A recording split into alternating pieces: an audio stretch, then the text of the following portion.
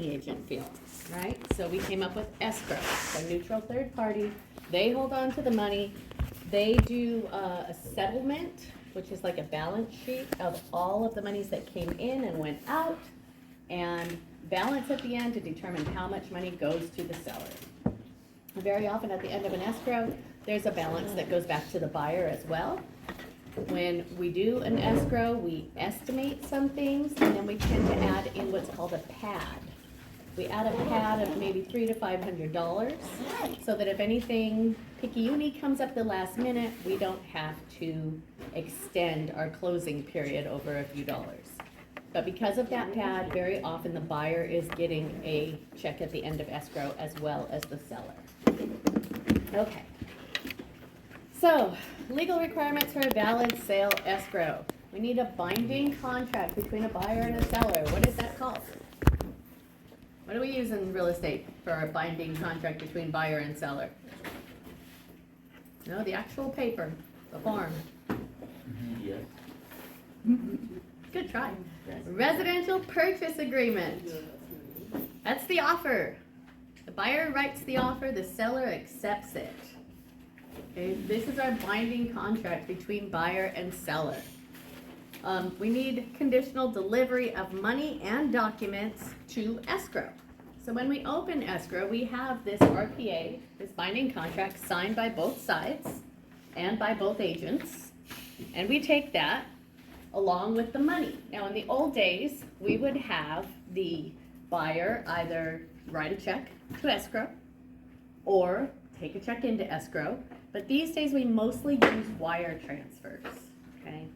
So most of the time as the agent, you are delivering the documents to escrow and the buyer is delivering the money directly to escrow. Did the candy make it to there? It made it back. Oh, Yeah, this okay, way. bring it. I started at the back of the room, so it's going forward. Great. Yes. Try to change it up tonight. Oh, wait, I think it's. No, it needs to go that way still. Okay. So, although your book talks about the agent being responsible for the money, most of the time these days we don't want to touch the money. What happens when we touch the money? We commingle? No, we have to record it. Oh, okay. We have to record it in our trust log. We don't want to get involved with that, right? It's easier if the buyer sends the money straight to escrow. Escrow instructions are confidential. What do you suppose that means? What's confidential about it? We all signed the RPA, we know what's on there, right? Well, when escrow writes up the instructions, they also do a net sheet for the seller. Is the net profit any of the buyer's business? No. We also have financing details for the buyer. Is the buyer's financing any of the seller's business? No. So they're confidential. The things that are open to both parties are the same, but we have two separate sets of instruction, and each party has their own confidential items in their set. Okay? Just like a realtor, an escrow agent cannot give legal advice or tax advice. So they must be impartial. They have to work as a third party, neutral, impartial agent for both buyer and seller. All right? Any question on that? Okey-doke.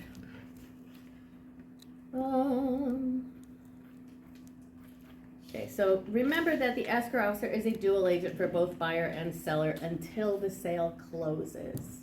They like to try to trick you and say after the sale, who is the escrow officer an agent for? Well, now the escrow officer is independent. Okay, the escrow officer never has one side or the other. While the escrow is open, the escrow officer is a dual agent. All right. Escrow disagreements. What happens if we have a disagreement while in escrow? Well, if the disagreement is between the buyer and the seller, then escrow can't continue until they resolve that disagreement. Thank you, sir. If there's a disagreement between the RPA and the escrow instructions, we usually go with the most recently signed document. So, if the escrow instructions have been signed and they disagree with the RPA, then it's the escrow instructions.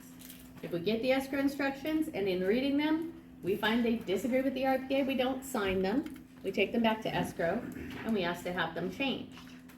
Okay? If we have a disagreement, everything halts until we have mutual agreement. Okay, escrow officer cannot move any further until we have mutual agreement. And if we can't agree, the escrow officer can make us can bring us to court for an action in court to come up with an agreement or have a judge decide for us what the agreement will be. This action is called an interpleader, a legal court action to resolve disputes between the parties while still in escrow. If we get to the point where we never can agree, most often the escrow will be canceled. Okay? But because the state of California Department of Real Estate makes our forms for us, the forms are designed in a way so that it's very difficult to end up with a disagreement. They're very detailed. Everything in the form is detailed. Check the box, fill in the blank, etc. We've gone through the forms, right?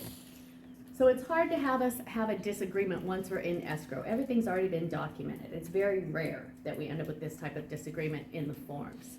Usually what happens while you're in escrow if you have a disagreement is something new comes up. They do an inspection and now they're disagreeing about who's going to pay to make a repair. Or we run title and the buyer's unhappy about something that came out on the title report. They find out there's a cloud on title, or there's an encroachment, or there's an easement.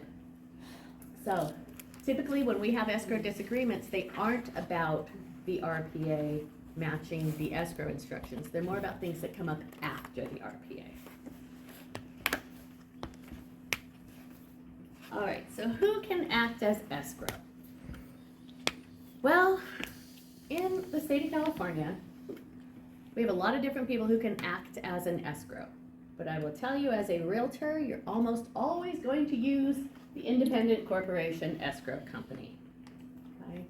Legally, however, a bank commissioner can act as an escrow holder, a neutral third party that holds the money for two people transacting a contract. A savings and loan commissioner can do the same thing. An attorney can also act as escrow as long as he is representing one of the parties. A title insurance company. Title insurance companies act as escrow in Northern California. They don't have independent escrow. The title insurance companies have escrow departments. And the title insurance company actually handles both the escrow and the title in Northern California. We do things very differently in Northern and Southern California, which is why we said although your license gives you the ability to sell all over the state, you would have to be very careful if you decided to go to Northern California because our escrow process is completely different. And a real estate broker who is a party to the transaction, broker, not agent, but broker, can also be an escrow holder. He has to be involved in the transaction, okay?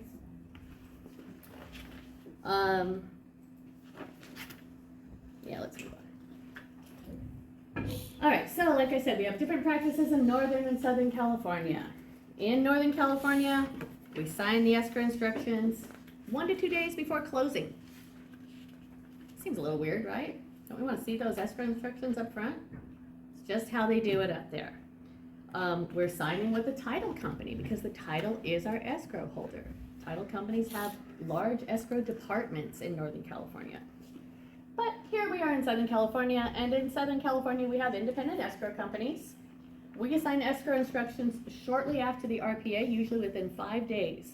If you don't have those signed escrow instructions back to your escrow officer within 5 days, she's going to be screaming at you to get them back.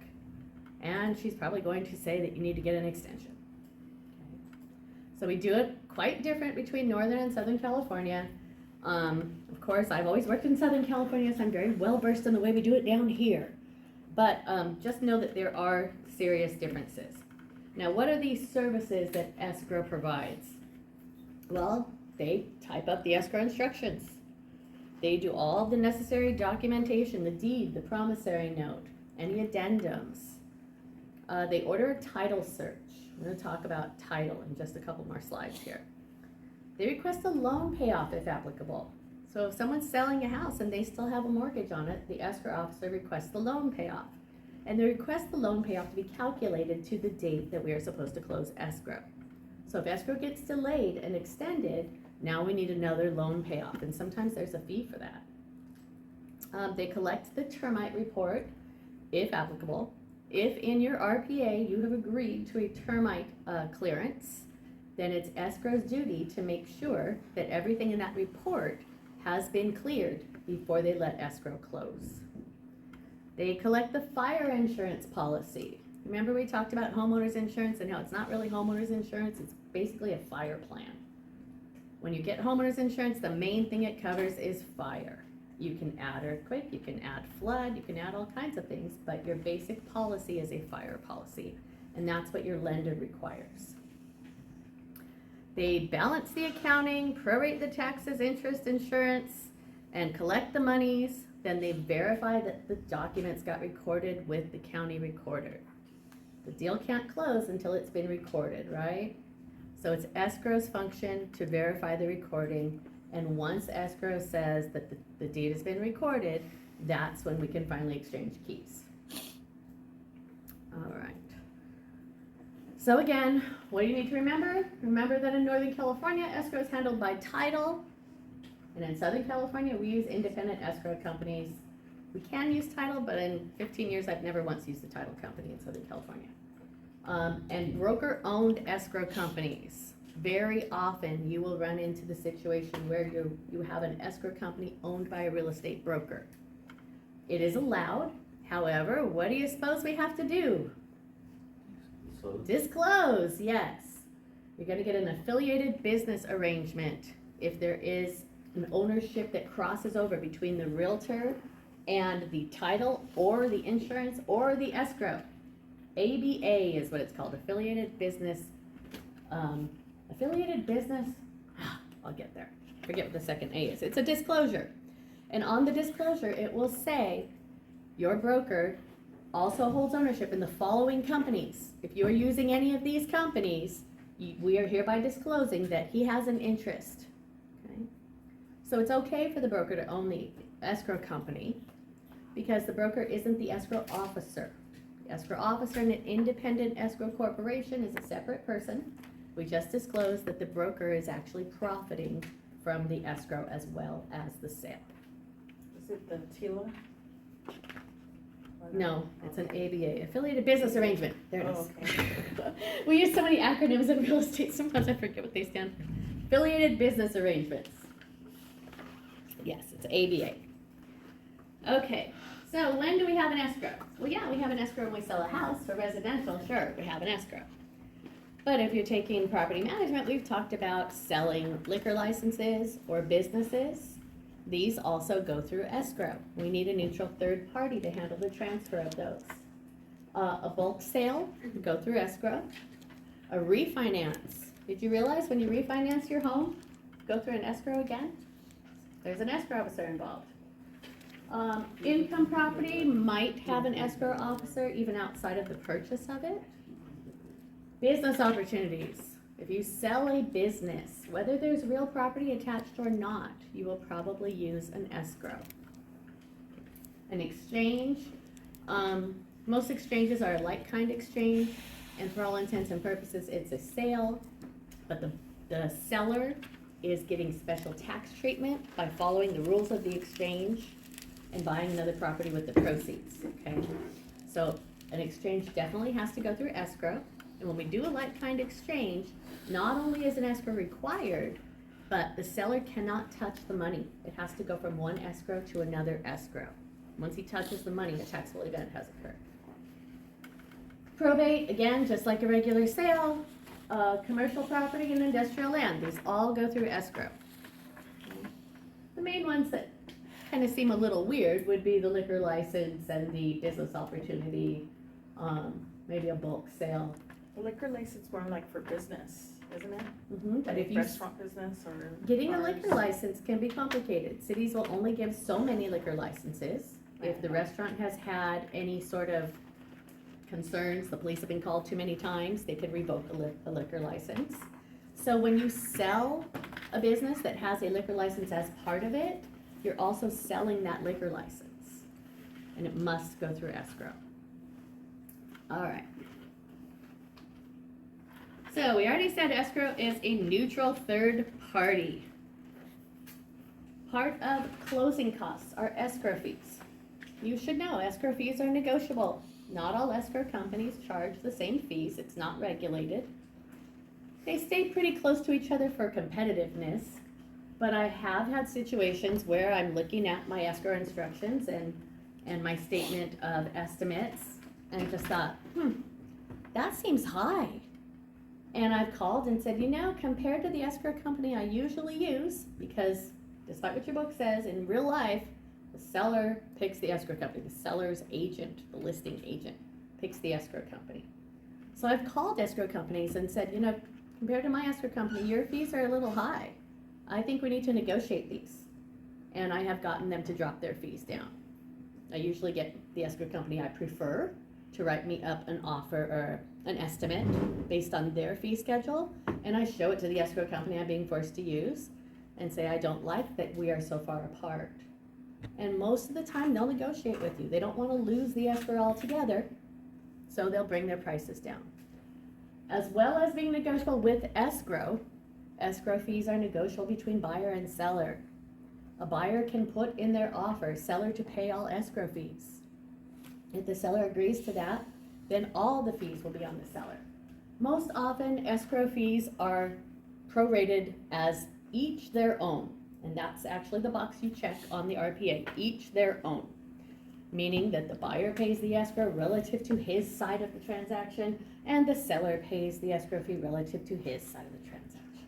Okay? So They're the not seller- equal, it's sorry not to interrupt. 50-50. The seller is the one who picks the escrow, not the agent? The listing agent, The yeah, listing the agent? seller's agent, the listing agent Oh, typically okay. picks the escrow. That's where I got confused, In 'cause I don't theory, think the seller would be picking the escrow, but how many sellers know escrow companies? No, They don't. okay. So they default to their agent. Say, which escrow company do you want me to use?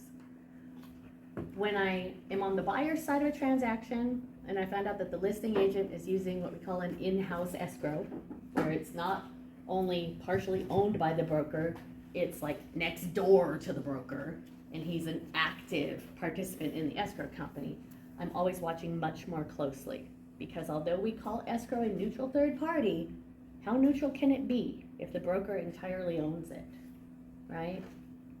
So you need to pay attention to your escrow disclosures and costs and fees and make sure everything looks in line. And when you're new, you'll be looking at your broker to help you with this because you won't know what it's supposed to look like, right? Okay, so closing costs are negotiable between buyer and seller. That includes escrow fees. The escrow provides a custodian for funds and documents. What does that mean? It's a clearinghouse. It's someone who holds on to it, who is not related to the buyer or the seller. They're that third party. They actually hold on to the funds and the documents. They hold the deed, they hold the promissory notes, they hold the loan docs. They provide a clearinghouse for payments. So when you send your money to buy a house, you don't send it to the realtor, you don't send it to the seller, you send it to escrow. You actually wire funds to the escrow company itself. And they act as an agent for prorations. What do you think needs to be prorated when you're closing an escrow? Taxes. Taxes are a very good example. Taxes are typically paid every 6 months. Unless you happen to be closing escrow on the actual day taxes are due, there's going to be an overlap somewhere. If they've been paid already into the future, then we need to credit the seller back for prepaid taxes that he isn't going to be living in the home for the time related to, right? And if they're in arrears, we might need the buyer to have the seller pay those taxes up to the date that he leaves the property. So that's one thing we would prorate. Insurance is another thing we prorate. We'll talk about more of those as we get to closing costs. Okay, the life of an escrow. I'm gonna have to redo this slide because I really hate this slide. It goes across like 3 pages. But you start out, you've got an accepted offer. Send that offer and all pertinent documents to escrow. And you say, dear escrow company, please open an escrow for us, right?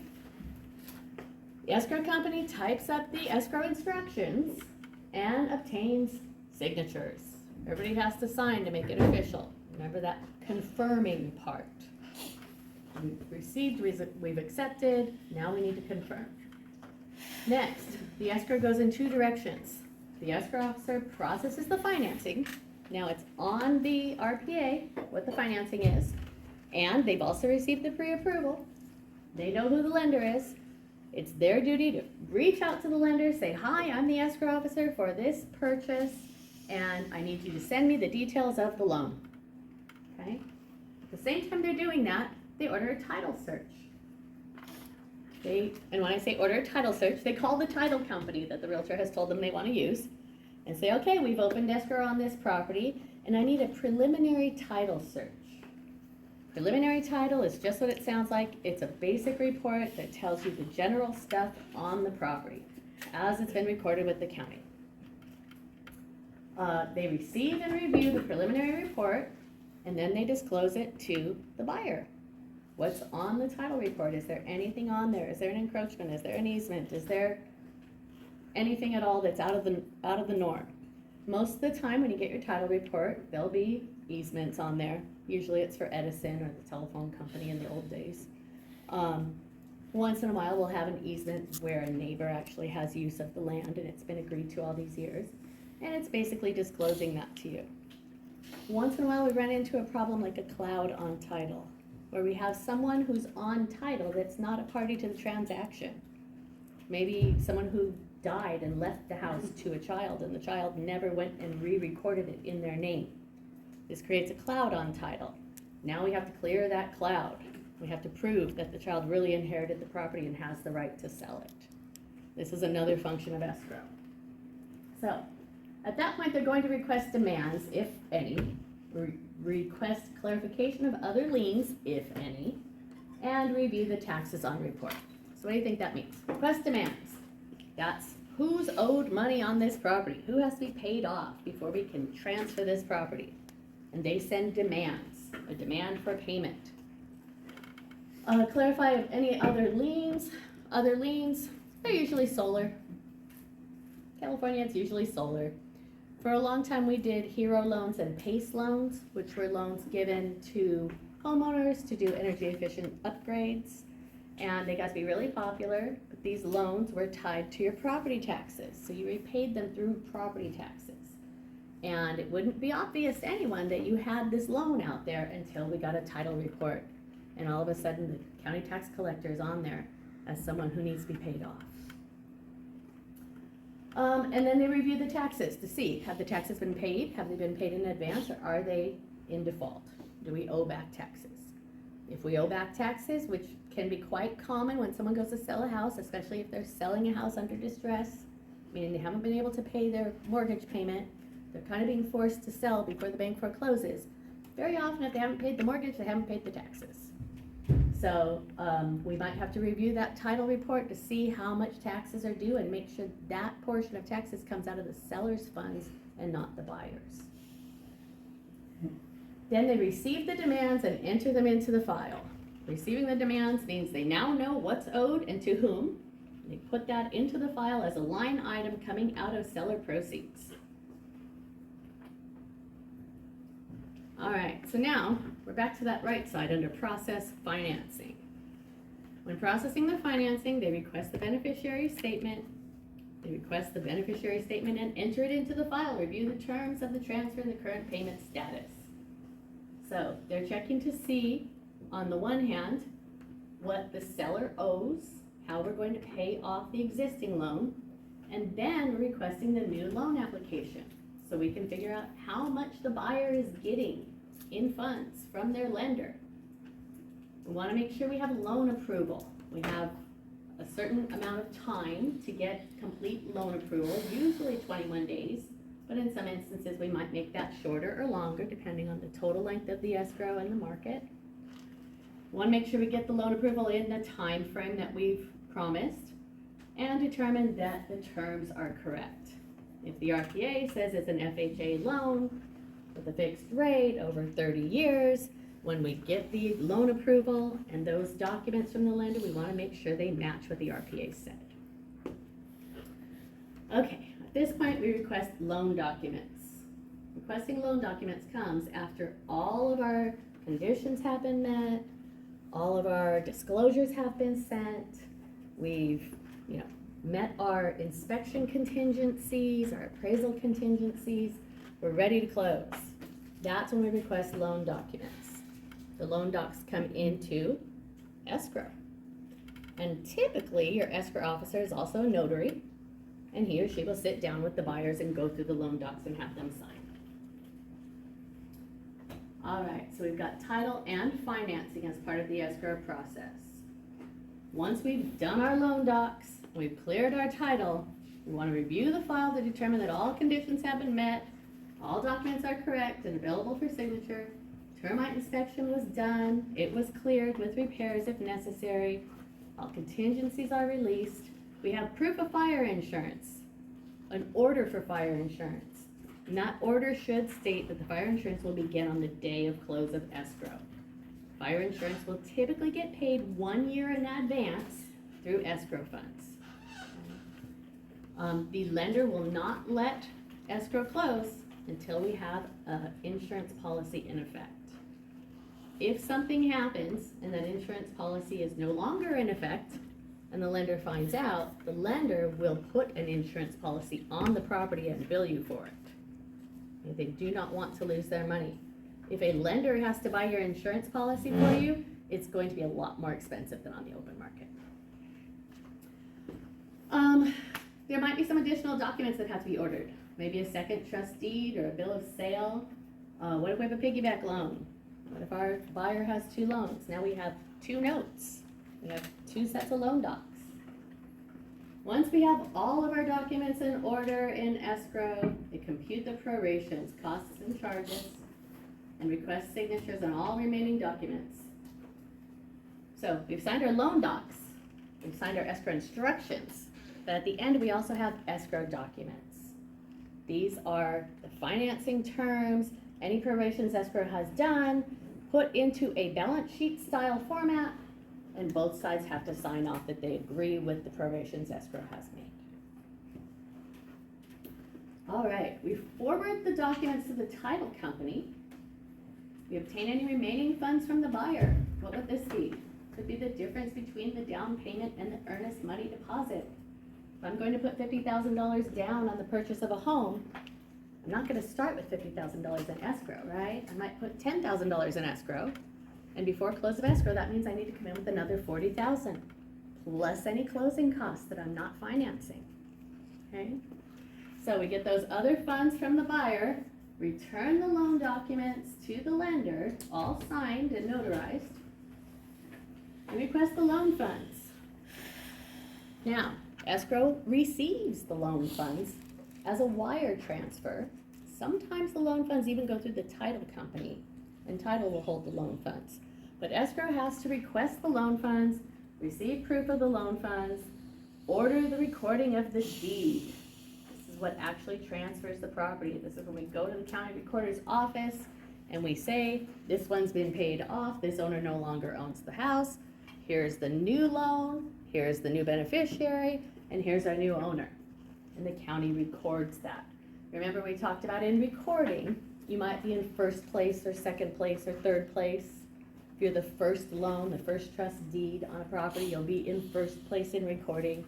And if you're a second loan on a property, you'll be in second place. What this means is if the buyer defaults, the first gets paid in full, and if there's anything left, then the second gets paid.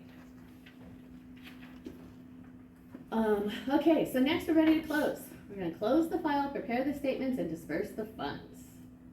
These are mostly seller proceeds that get dispersed. Pay off any loans that are out there.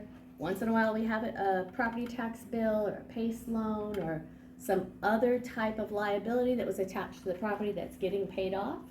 Escrow makes sure all funds get dispersed.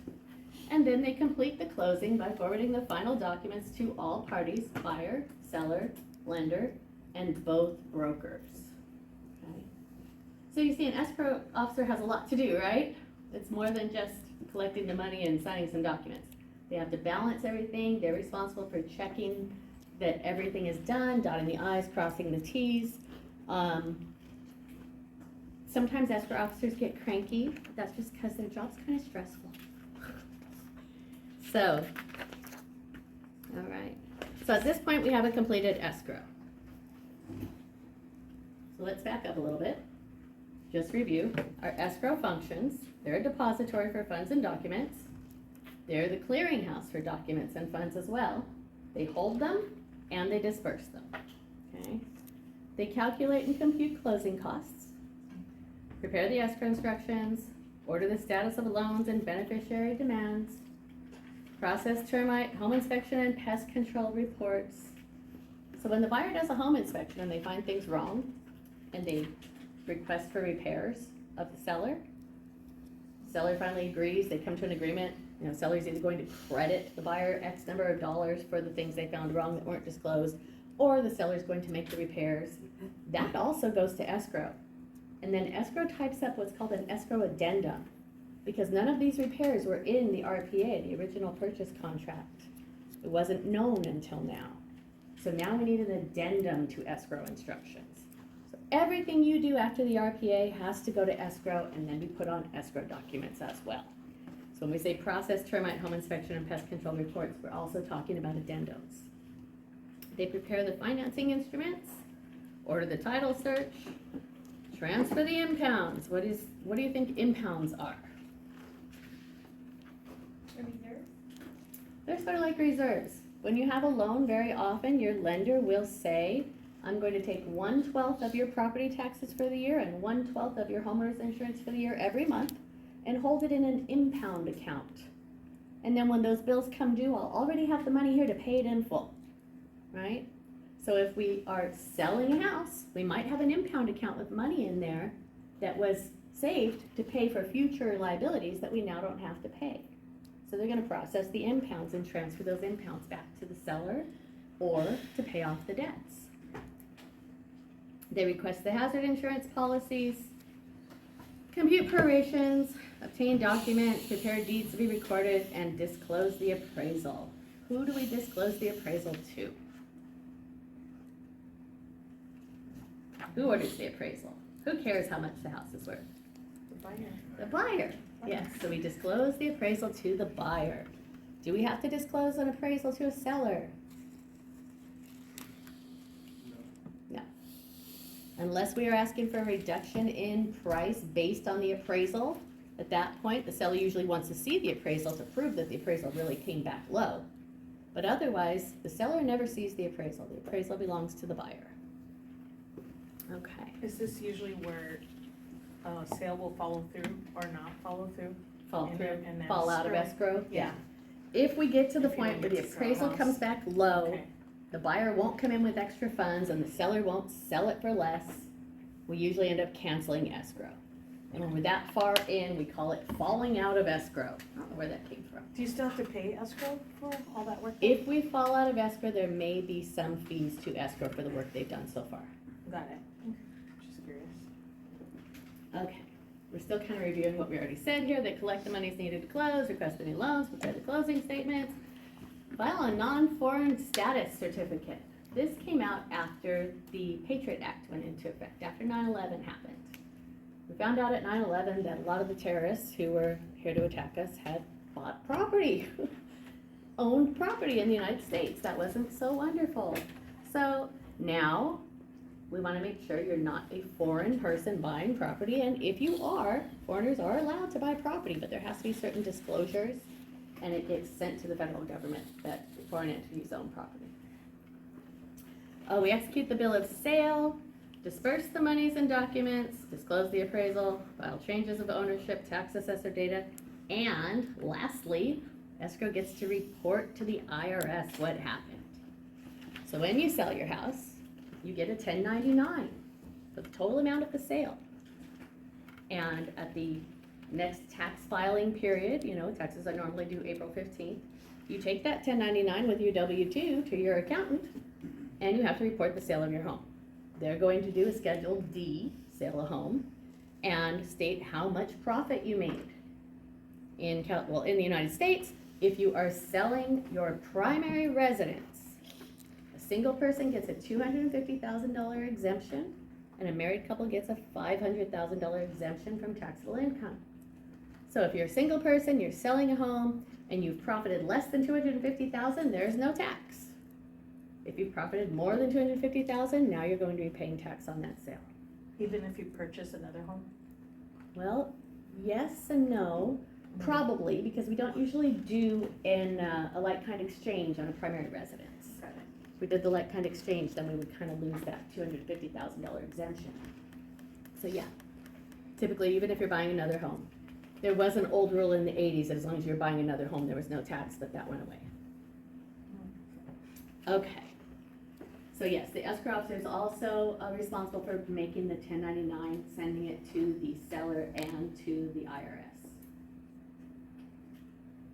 How do we terminate an escrow? Well, most often, and what we always hope for, is we're terminating escrow by completing the sale. Full performance. Whether it's a sale and exchange or a refi, as a realtor, we don't get paid unless it closed, right? So hopefully we have full performance and the close of escrow, and that's how we terminate escrow. However, sometimes escrow falls out, like we were saying. The parties cannot agree, and instead they mutually agree to cancel escrow. If this happens, they've mutually agreed to cancel escrow, there may be some escrow fees due. And depending on what they're for, there may be due to the buyer or the seller. So either side might have to pay partial escrow fees for work that was done on their behalf before the cancellation happened. All right, sometimes we have a revocation or refusal by one party. Maybe the seller still wants to sell, but the buyer doesn't want to buy anymore, and they're past their contingency periods, and the seller's trying to force them to complete the contract. When this happens, we have legal problems. Now we need to probably go to mediation, try to come up with a solution, maybe go to arbitration, possibly have to go to court, and the judge will decide whether or not to enforce the contract, the RPA, the purchase agreement. All right.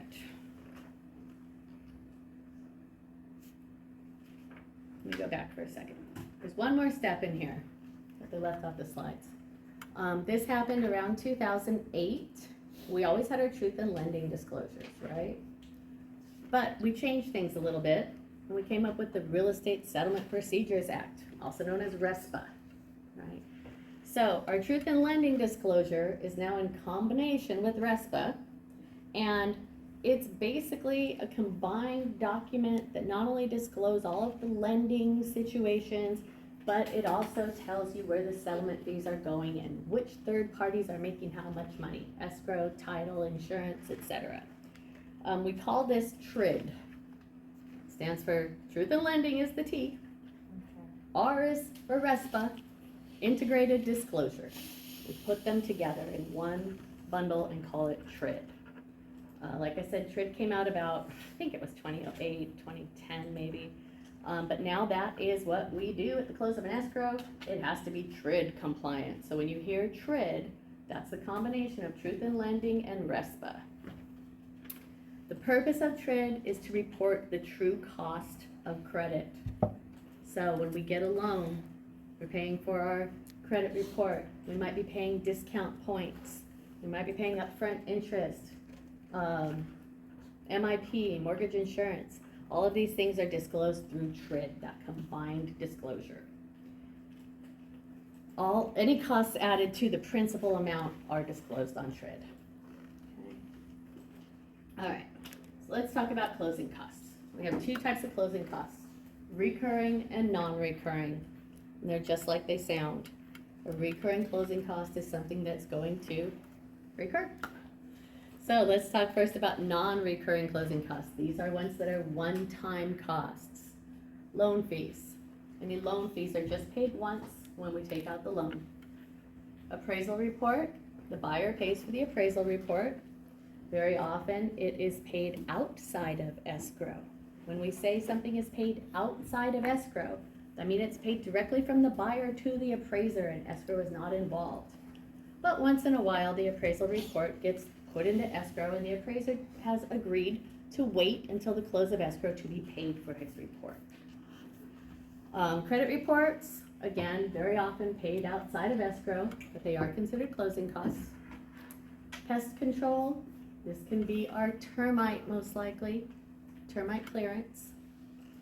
Escrow fee, this is what your buyer and sellers are paying for the third-party services of an escrow company. Tax service fee. Tax service has to do with your property taxes. and any fees related to getting the property tax changed, getting the transfer done between the owners, so that the county tax assessor now bills the right person.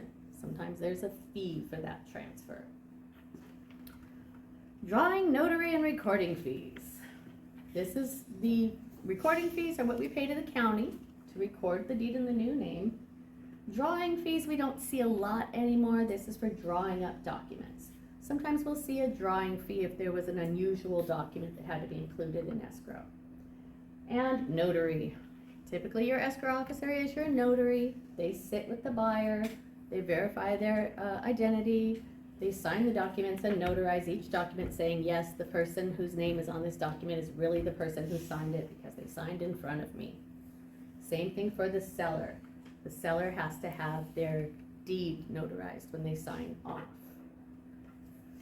Okay. Title insurance policy fee. We're gonna talk about title insurance and I don't wanna confuse you. So for right now, I'm just gonna say you have to buy title insurance. Both the buyer and the seller buy title insurance policies. And those policies are like any other insurance policy, they come with a fee. However, on a title insurance policy, you're buying it once for the unforeseen future. We don't buy a new title policy every year. It's just one time when the transfer happens. Broker's commissions, these are also considered closing costs, and again, they only happen once, so they're non-recurring. And then our transfer tax. Transfer tax is actually a tax to transfer property from one name to another. So we have transfer taxes and transfer fees. These usually aren't big dollars, we're talking $15 to $50, but they have to be put in there and they have to be applied to the right side, buyer or seller. Okay, so let's talk about the recurring closing costs. These are the ones that happen over and over again. Continued, repeated costs. Insurance. We have hazard insurance. Sometimes we have flood insurance. If you live in a flood zone, the lender may require you to also get flood insurance. And then we have mortgage insurance. You'll hear that called MIP or PMI. These are recurring in that we renew them, typically annually. Your insurance policy is usually issued for a year, and at the end of the year, we have to renew that policy. Your mortgage insurance continues until you either have 20% equity or you refinance out of a FHA loan. And your flood insurance, if you're required to have it or if you opt to have it, is just like your hazard insurance or your fire insurance. It recurs annually, renews annually. Property taxes. Property taxes are paid every 6 months. They're due April and November. So property taxes are a recurring closing cost. We true them up when we sell a property. We make sure that the seller is paying for the tax associated to the amount of time he lived in the house, and the buyer is paying for the tax associated to the amount of time he lived in the house. But after that, it's a recurring cost because the next 6 months it's due again. Interest on loans, of course, the interest is recurring. It's calculated monthly. But when we do the close of escrow, we're also truing up the interest.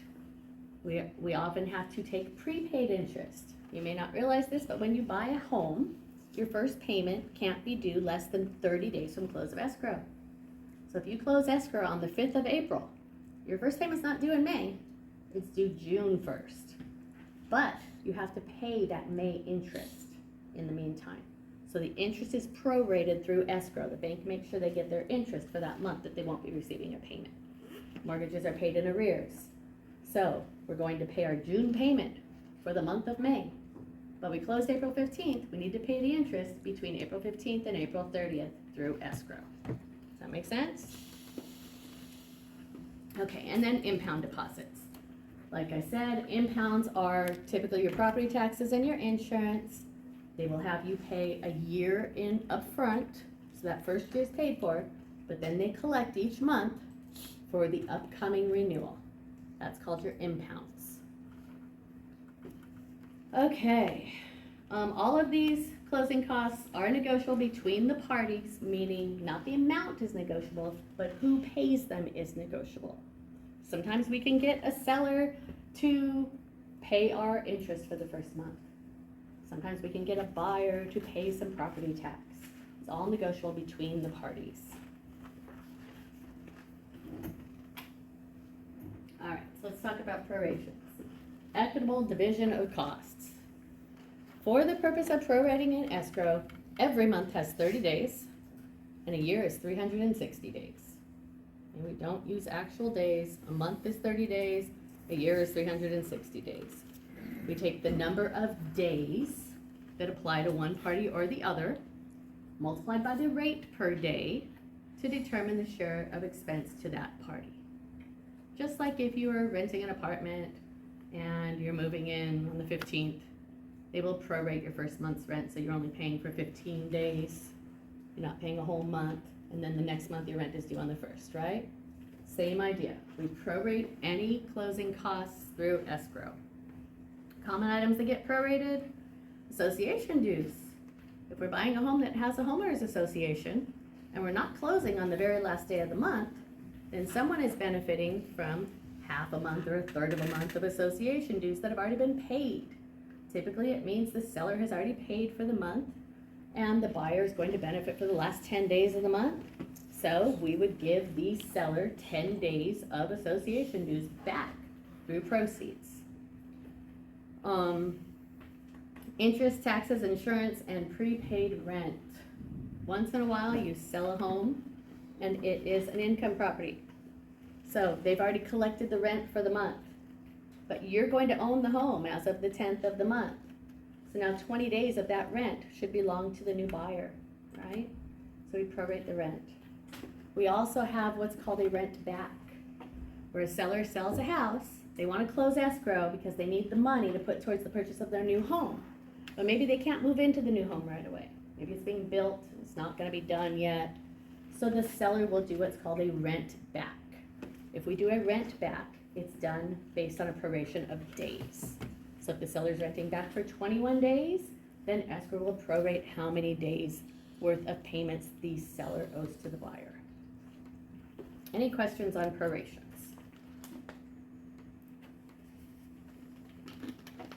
All right, so when you're looking at your escrow instructions, you have a debit and a credit side, just like in accounting. And each party has their own set of escrow instructions, their own balance sheet.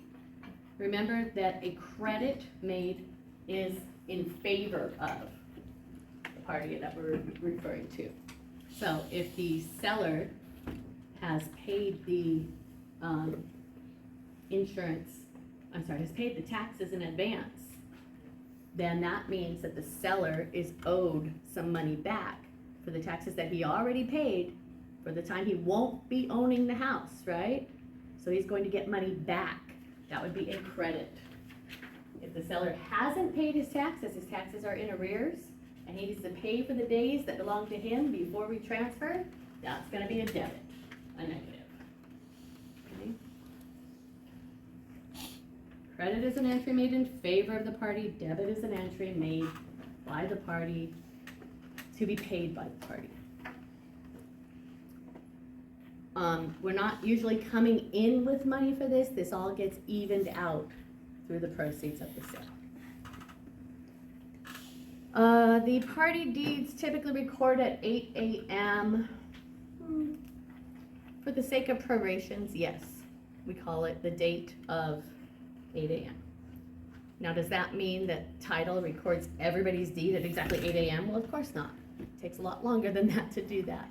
But for the sake of proration, we consider the day that it records that recorded at the beginning of the day. So, this is what your typical closing statement would look like. You have your buyer debit, your buyer credit, your seller debit, your seller credit. Remembering that a buyer debit is something the buyer pays, and a buyer credit is something the buyer receives. Seller debit, something the seller pays. Seller credit, something the seller receives. So you can see here in prepaid rents, if we have prepaid rents, we have tenants that have paid rent in advance, and the buyer is going to own the property for part of the time that they've paid rent for. That's a buyer credit. It is increasing the amount that will go to the buyer. Let's pick another one here. The broker commission. We've talked about how in California, typically the sellers pay the commissions from seller proceeds, right? So it's going to be a seller debit. It's going to be subtracted from the seller side. Does that make sense?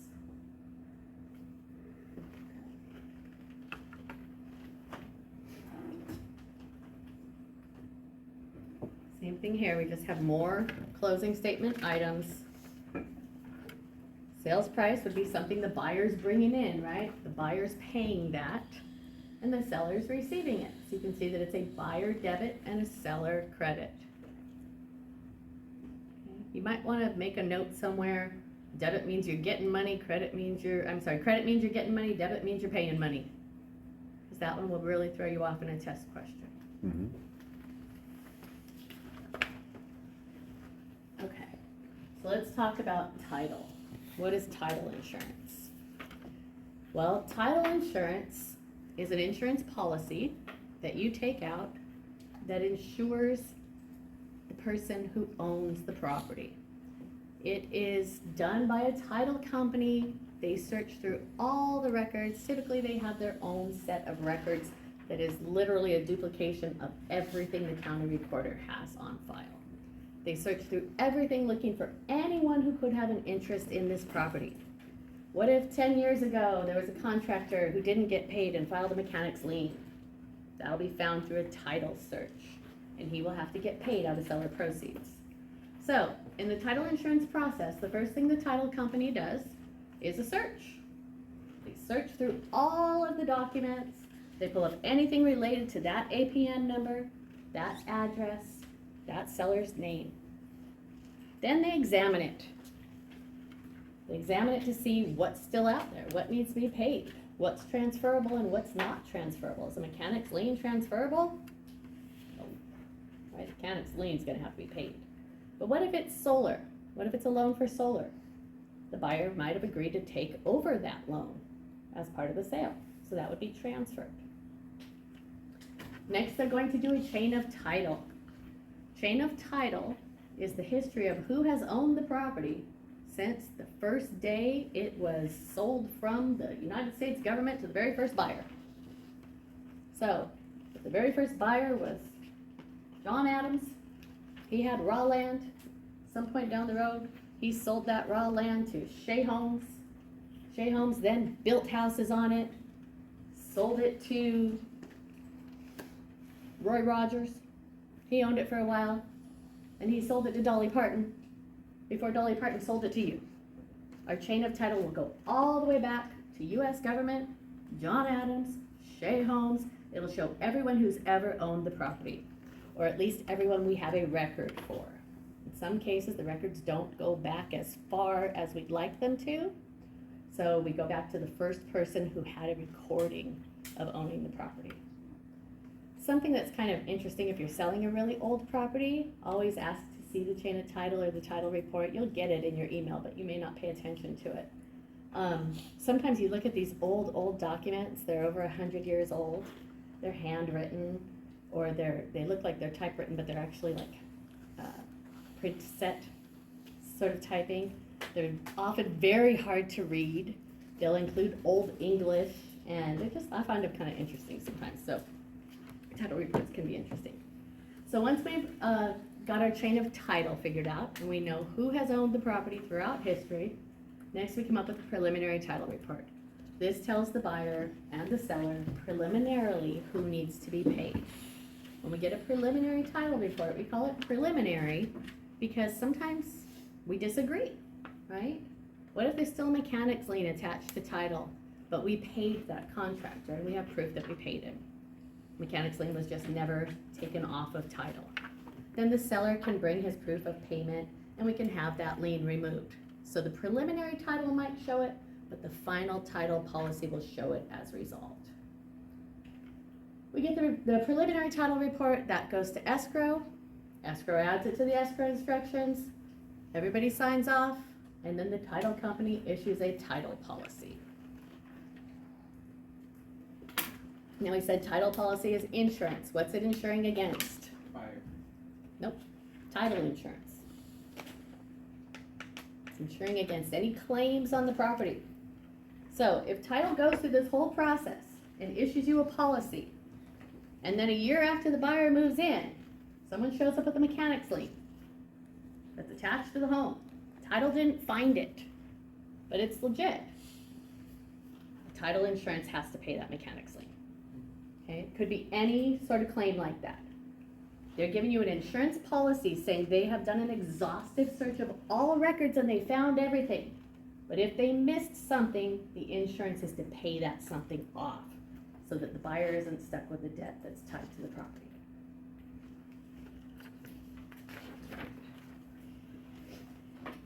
So title company's basic functions is to ensure a marketable title. No clouds on title, a clean title is what we typically call it in the business. Ensure clean title. They give you an insurance policy saying that the title is clean, and if they've missed something, then they pay for it. To do this, they search and gather title records. They also do a courthouse search. They do what's called a title plant search. Most title companies have bought the rights to all of the records of the county recorders. So they're not literally going to the county recorder's office and requesting documents on your property. They already have them in a clearinghouse. They call it their title plant. So they search through their title plant records, make sure that everything associated with the property is being handled. They examine and interpret the title reports, compile the chain of title, identify any existing encumbrances, issue that preliminary title report with any encumbrances, right? Then they issue the insurance policies. They insure against defects in title. If they've missed something, that's what they pay for. That's what the insurance policy is. They also insure additional assurance over seller's representations. So now the seller has to disclose.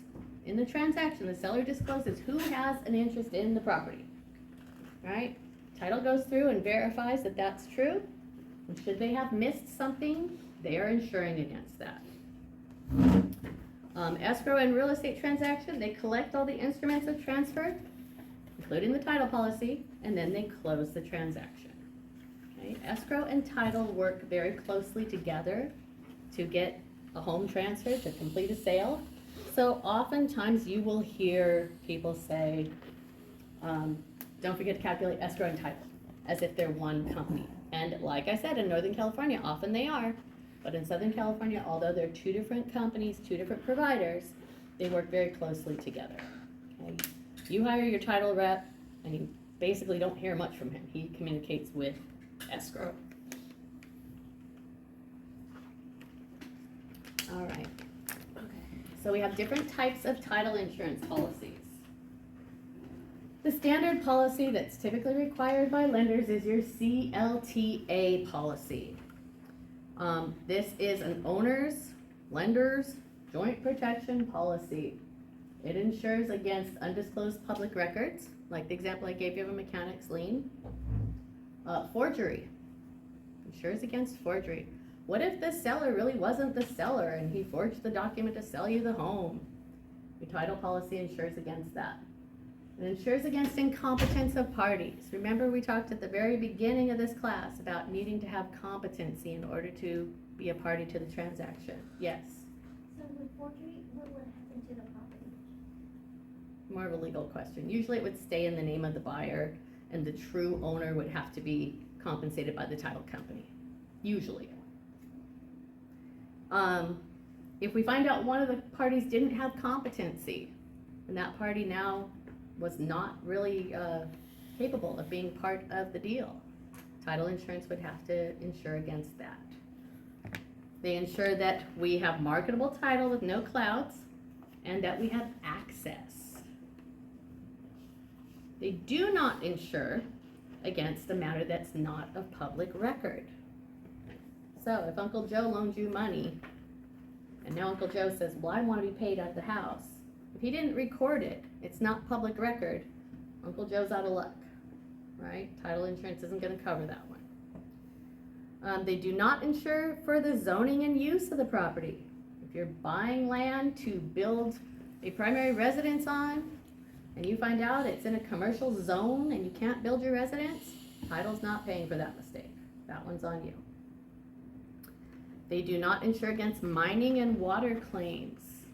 Remember, sometimes mining rights can be sold separate from the property. Water rights always run with the property. Title doesn't insure that you have mining rights. And they cannot insure against an undisclosed known defect that was not revealed to the title company. That would be a lawsuit against the seller. If there's a known defect on title and the seller did not disclose it, but we can prove the seller knew it, this CLTA policy is not insuring against that. That would bring a lawsuit against the seller. Okay, the other policy is called an ALTA policy, ALTA policy. This one insures against all the items in the standard policy that we just talked about, but it also insures all items, unrecorded liens, encumbrances not shown in the courthouse. So this is giving you a little extra assurance, right? Even those unrecorded liens, an ALTA policy will insure against those. It insures against potential mechanics liens, easements by prescription, encroachments and adverse possession. Remember adverse possession? Open and notorious use, right? Parties in possession other than the property owners. That's a squatter, someone we can't get out. Mining claims and water rights. Now this one's included. In the ALTA policy, we are insured for our mining claims and water rights. So I'm assuming this insurance is more expensive. More expensive, yes, yes. They still do not insure for zoning and property use or known defects not disclosed. All right, so title is required in California, and a lender will require a title insurance policy. However, if you're buying a home cash, do you have to get a title insurance policy? No, but you're really running a risk. So most people will still get a title insurance policy even if they're buying cash. I have a question. Yes. Are you able to change your insurance? Your From title your- insurance? Yeah, your title insurance. No, you buy it once. I don't know if you could, Change it? no, I don't think you can, because when you buy a title insurance policy, they run that check at the date of sale. They're insuring against what was in effect at the date of sale. So you can't change your title insurance in the future, and it's a one-time policy. It's not a policy that renews. It's a non-recurring cost. That's hard. Yeah. So it tells you how much it will insure, like 400,000 or 200, or is No, it? they're insuring the sales price. They're insuring for the contract that we are closing. All right. Yeah. Sale price. Even if the property goes down in value? Well, we're not insuring on the loan, remember, we're insuring on the rights. The title insurance policy is insuring your rights to the home and any potential lawsuits that come up down the road for people who had a right that you didn't know about, like that mechanic's lien. Is there a way to find out if someone has a mining claim or Yes. water rights? Yes, there is. Mining claims should be public record and recorded. So that clearinghouse of information, that title plant, would have a record of it. So if it's not recorded, If it was recorded, but for some reason the title company didn't have the record of it, no, if it they would wasn't. have to pay. If it was never recorded, then it wouldn't be enforceable. Mining rights have to be recorded. Any other questions on title? Like I said, very brief overview in principles. We get a little more into the meat and potatoes in practice when we talk about title insurance. Just want you to have a general idea what title is, how they work, what they're insuring you for. Insuring you for claims of others against your property. Okay, now what's the benefit of title? As realtors, we have title reps that we work with. They're the ones that we call on when we need a title insurance policy, yes. But what else can they do for us? Well, your title rep has access to all the records of everything that is public record. So I can call my title rep, or more likely log into my title website portal and find out who in my farm area is behind on payments. Public record, notice of default is a public record, right? So through my title company, I can find out who's behind on their payments. These might be good people to talk to about listing their home for sale before it gets foreclosed on, right? I can also run a report that tells me who has more than 20% equity. If I'm a lender, this might be a good way to get refis. But if I'm an agent, this is a good way to reach out to people and say, you know, you could sell your house and walk away with X amount of money. Maybe you'd like to live somewhere else, take that money and put it down on another home. So this is kind of useful information to have, right? Your title rep will also tell you who owns a property. So if the property is a rental, the person living in the property isn't the owner. You'll have a title report that says, person living at the property, owner on title. And those two will be different. Now you know you're dealing with a rental property. There is a plethora of useful information you can get from your title rep, mostly to help you market yourself, to help you be more successful in finding clients. But your title rep is definitely your friend. When you start out and you're farming, remember we talked about the farm being the area, the geographic area that you want to work in. Your title rep will pull up all the names of the owners. So if you want to send out marketing to everyone in your farm, it doesn't say, dear homeowner. It says, dear Joe Smith, because we know who owns the property from our title rep. They'll also give you mailing labels that are already printed out for you. They don't get to do a lot because of the changes in RESPA. They're not allowed to, they used to be able to take us on great trips and take us out to dinner, and they do seminars in Palm Springs with open bars. Those are the good old days. They're not allowed to do that anymore. So now they try to find other ways to provide value. So they'll give you mailing labels, and some title companies will print your flyers for you, print your postcards at no cost. They can do little things to help you with business expenses, but they cannot spoil you with anything outside of a business expense anymore. So they'll drop off pens and calendars around the beginning of the year. They'll give us little sign-in books for open house. They come up with all sorts of little ways to just get your business and to try to keep your business with that title rep. Yes. Is there a way like any one of us could like look up an address and like see who owns it and see all that information? It's public record, so you could, but you'd probably have to go to the county recorder's office, and then they're going to ask you why. You know, you have a right to know, but they're not just gonna give it to you unless you, It's like Tell a them why. matrix in there, cause I went in there, it's all like boxes and Yeah. records and everything, I was like, wow. no, your title rep has this title plant, so they can give you that information immediately. And it doesn't cost you anything. So when you ask for your information on your farm, title rep gives you that free of charge. They're not paying anything for it because they have that title plant. They already own the information. Okay. Any other questions on escrow or title? I wanted to just review chapter 10 real quick.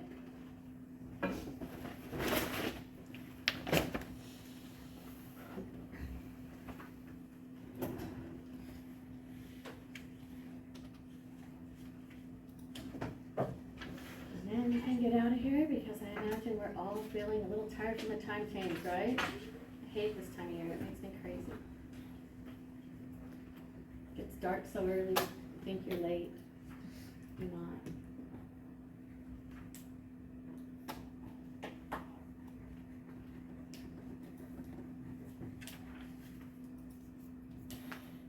Okay, so let's do a quick Kahoot for chapter 10.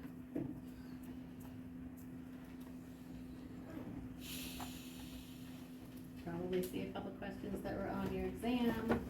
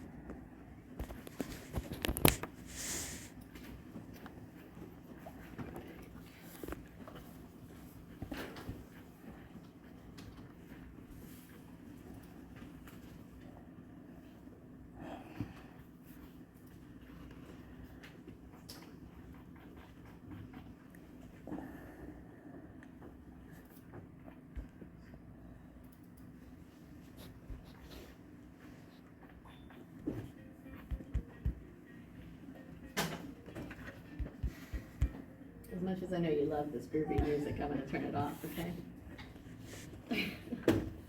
Remember, you can be, anonymous if you'd like, as Mr. Bear here is. And I just wanted to also point out, I did do an announcement for this, but there is extra credit available to you. There is a survey I'm asking you to fill out with your preferences on classes, which classes we offer and when, if you prefer 2 days a week or 1 day a week, etc. So if you go in and you do that survey for me, you will get 5 extra credit points.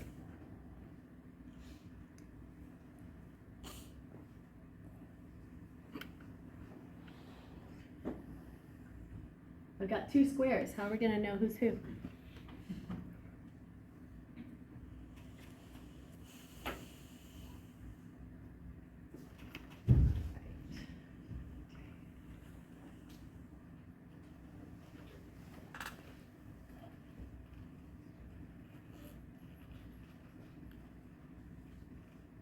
Anyone need more time?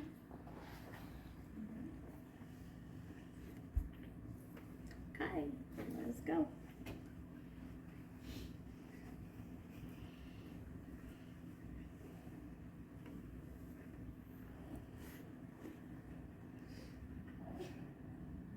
The most important consideration in the appraisal is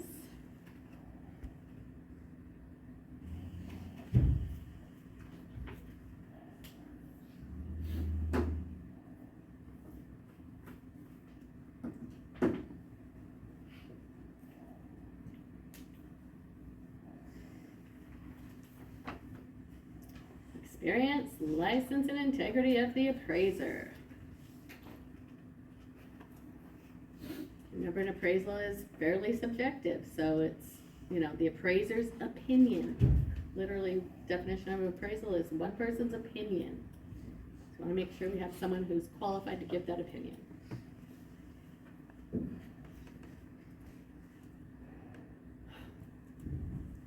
I don't know what's wrong with this question, you guys, hang on. You sure the market data approach to value is most important for, oh, when is the market data approach most important for determining the value of?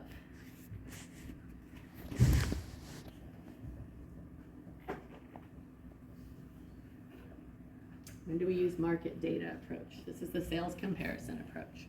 Existing residential. If you recall from last week, we talked about we would not use the comparison approach in a brand new home because we don't have anything to truly compare it to. We would use the cost approach. For reselling existing residential, then we're going to use the sales comparison approach.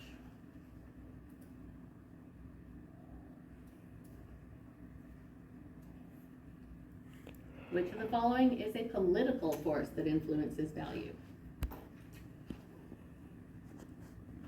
Political forces. Very good, zoning change. Our bear is in the lead, followed by some crazy-eyed guy. The essentials of value include all of the following except, you remember the acronym for essentials of value? Oh, you guys are fast tonight. Essentials of value, what's the acronym? Dust. Dust. There's no A in dust. Exactly.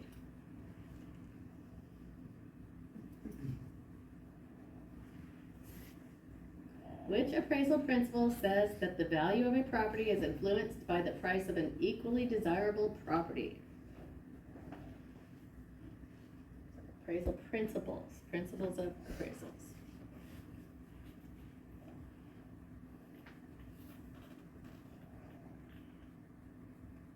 Correct. Principle of substitution. Equally desirable property. We try to substitute an equally desirable property. We can never really substitute an exact property, right? So we true it up. We try to make them equal.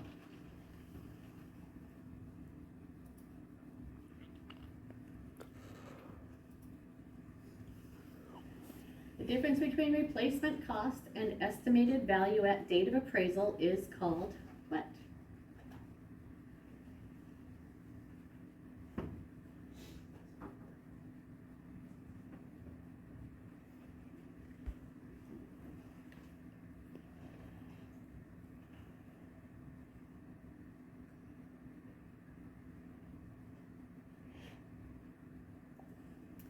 accrued depreciation.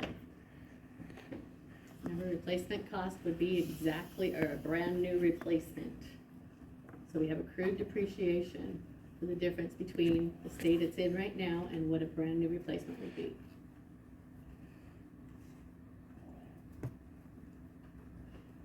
A loss in value because of a poor floor plan is an example of what?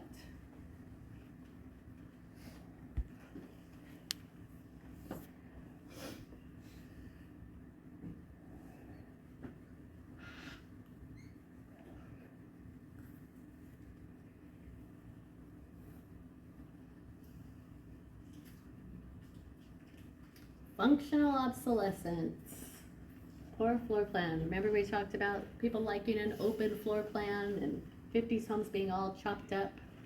So a poor floor plan would be functional obsolescence, and it might be curable or incurable.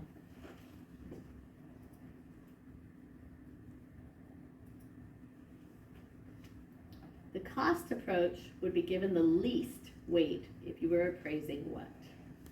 The least weight. Which one of these would we not want to use the cost approach on?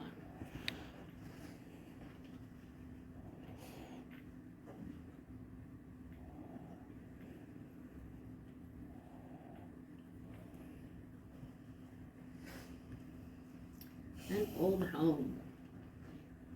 Have too many variables with a really old home to apply the cost approach.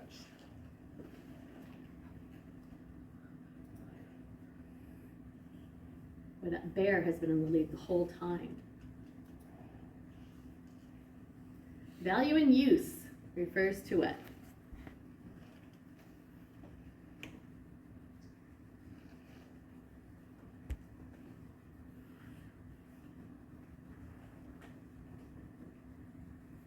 The value of a particular property to a particular user of real estate. I think I gave you the example in this class of my land I have out in Blythe that has marijuana permits on it.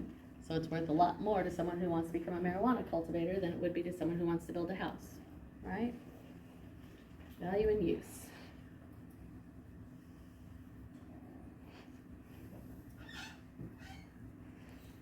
Capitalization is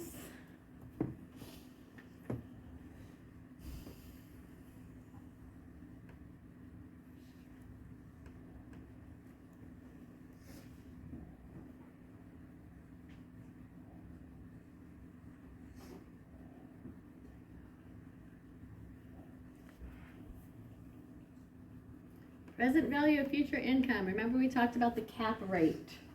We use a cap rate on investment property or income property. We're trying to estimate what our future income would be to determine the value today.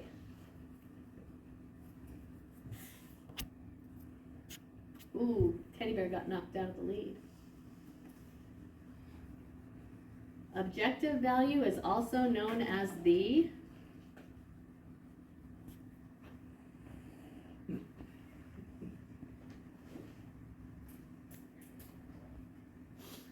market value. Very good. Uh-oh. Teddy bear's not coming back from that one. Which principle states that the best use of land is the use that generates the greatest net return?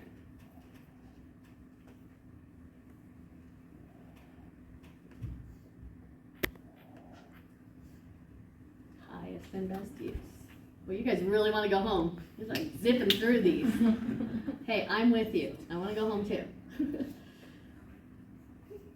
In evaluating a home with an actual age of 15 years, the appraiser gave it an age of 10 years. What's this an example of?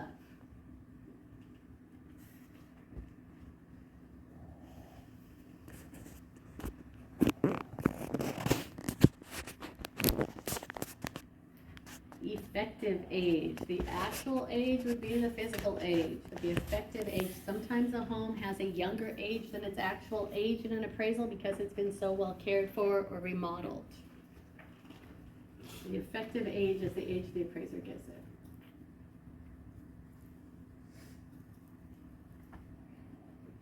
All things being equal, the higher the cap rate, the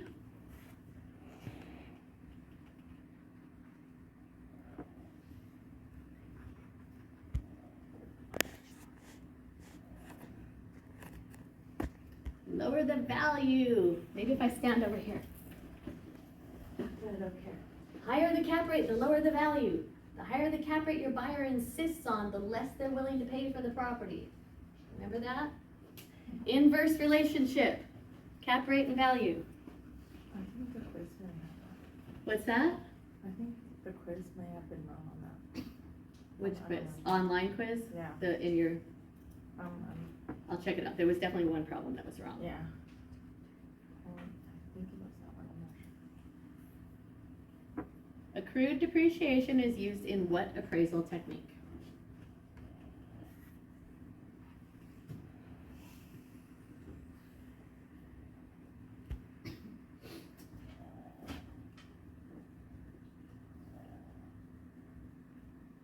The cost approach. Remember when we did the cost approach and we come up with the cost to build it new, and then how much depreciation for today's value? The difference is our accrued depreciation. All right, let's see how we did. Number 3, someone's thinking of Thanksgiving, they've already got the pies out. Me, and, oh, a comeback by the teddy bear, who knew?